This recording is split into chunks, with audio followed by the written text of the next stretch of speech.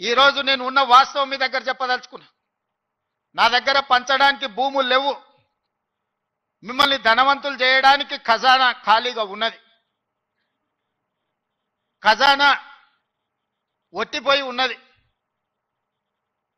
భూములేమో లేవు, పంపకాలు జరిగిపోయినాయి. ఈరోజు తెలంగాణలో 1,50,00,000 ఎకరాల వ్యవసాయ యోగ్యమైన భూములు ఉంటే 96% చిన్న సన్నకారు రైతులే. అంటే ఎకరము 2 ఎకరాలు 3 ఎకరాలే. ఇప్పుడు అగ్రికల్చర్ సీలింగ్ యాక్ట్ తెచ్చినా నేను గుంజుకోవడానికి గజం కాదు కదా, ఇంచు భూమి కూడా లేదు.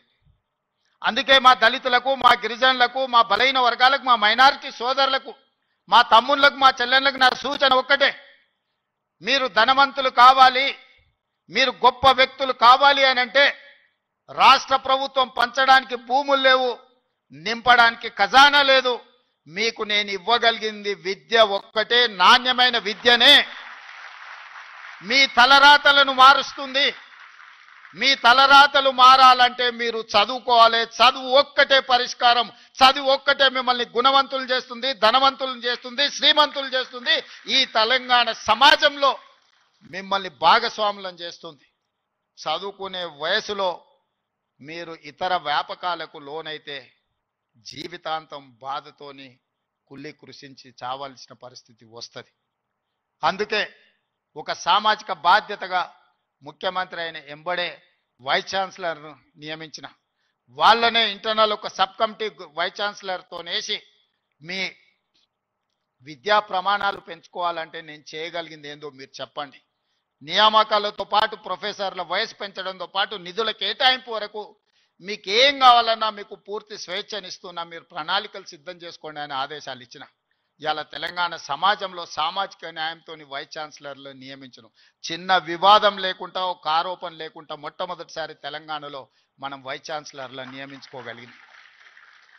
ఇవాళ పబ్లిక్ సర్వీస్ కమిషన్కి ఒక బలహీన వర్గాలకు సంబంధించిన బుర్రా వెంకటేశంని, ఒక రెసిడెన్షియల్ స్కూల్లో గవర్నమెంట్ హాస్టల్లో చదువుకున్న విద్యార్థి ఈరోజు పబ్లిక్ సర్వీస్ కమిషన్ చైర్మన్గా పనిచేస్తున్నారు.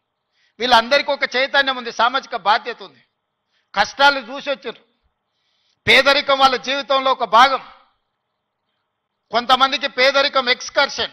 పేదరికం ఎట్లుంటుందో అంటే పట్టణం నుంచి పెద్ద బెంచ్ కార్ వేసుకొని పోయి చూసి పేదరికం ఓహో ఇట్లుంటుందా అని చూసి వచ్చే ఎక్స్కర్షన్ కొంతమంది పెద్దోళ్ళకు.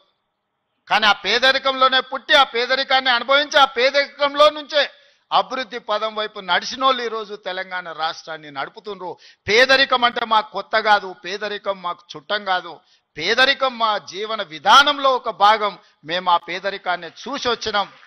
ఆ పేదరికాన్ని పారద్రోలడం మాకంటే ఎక్కువ ఎవరికి తెలియదు. ఎవరి మీద మనం ఆధారపడాల్సిన పని లేదు. అన్ని శక్తి యుక్తులు, తెలివితేటలు, అధికారం నిర్ణయించే శక్తి మన దగ్గర ఉంది. మరి మీరు ఎందుకు దీన్ని ఉపయోగించుకోరని నేను అడుగుతున్నా. ఇవాళ నేను ఉస్మానియా యూనివర్సిటీ ఇక్కడికి రాని విద్యార్థులకు నేను సూచన చేయదలుచుకున్నా. మీకు వ్యతిరేకంగా నిర్ణయాలు చేసేటోళ్ళు, మీకు నష్టం కలిగించేటోళ్ళు, మిమ్మల్ని కష్టపెట్టినోళ్ళను మీరు వ్యతిరేకించండి, నిరసన తెలపండి. మీకోసం పనిచేయాలన్న ఆలోచనతోని మీ ఆలోచనలు తెలుసుకుందామని, మీ సమస్యల్ని చూద్దామని, మీ సమస్యల్ని పరిష్కరించాలని వస్తున్న వాళ్ళని మీరు వ్యతిరేకించడం ద్వారా ఈ అభివృద్ధిని అడ్డుకున్న వాళ్ళం అవుతామా, లేకపోతే అభివృద్ధిని ఇంకా ముందుకు తీసుకెళ్లిన వాళ్ళం అవుతామా, మీరు ఒకసారి ఆలోచన చేయండి.